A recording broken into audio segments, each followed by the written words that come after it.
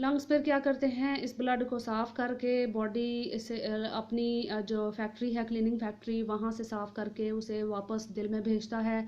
और दिल के होते हैं 4 चैम्बर्स, जिसमें 2 अपर चैम्बर हैं जिन्हें एट्रिया बोला जाता है और एक चैम्बर को एट्रियम कहा जाएगा। एंड 2 इसके अलावा लोअर चैम्बर्स होते हैं जिन्हें वेंट्रिकल्स कहा जाएगा। जो वेंट्रिकल्स हैं हमारे हार्ट के, वो बड़े होते हैं as compare to atrias of our heart. Both atria contract at the same time. ये दोनों एट्रियाज जो से हैं वो सेम टाइम पर कॉन्ट्रैक्ट करते हैं। As you are watching two left atrium और राइट एट्रियम देख सकते हो। इसके अलावा वेल्व्स आपको नज़र आ रहे हैं, वेल्व्स का फंक्शन मैं आपको बाद में बताऊंगी। इसके अलावा लेफ्ट वेंट्रिकल्स भी हैं और लेफ्ट राइट वेंट्रिकल भी है। अब देख सकते हो कि वेंट्रिकल्स का जो साइज़ है वो much more greater than atria है, और एट्रियाज का साइज़ ज़रा छोटा होता है। रीज़न ये है कि इन्होंने सारे का सारा जो डीऑक्सीजनेटेड ब्लड है वो वहाँ से पूरी बॉडी से लेकर ब्लड को सप्लाई, ये हार्ट को सप्लाई करना होता है। इनके दरमियान एक वेल्व्स मौजूद होता है जो कि एट्रिया और वेंट्रिकल के दरमियान मौजूद होता है, ताकि बैक फ्लो ऑफ ब्लड को रोका जा सके।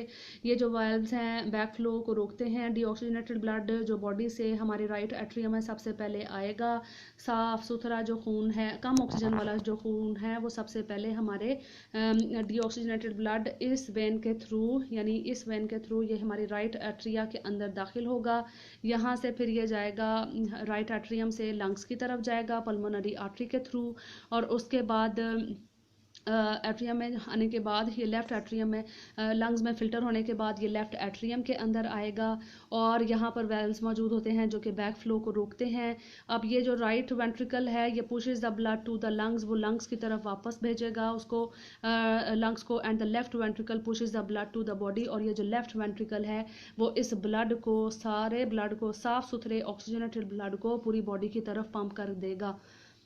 Student, you have to learn this topic from the textbook on page number 15 and draw diagram of heart on your science notebook for 1 to 2 times, so that you may be expert in drawing this picture of heart.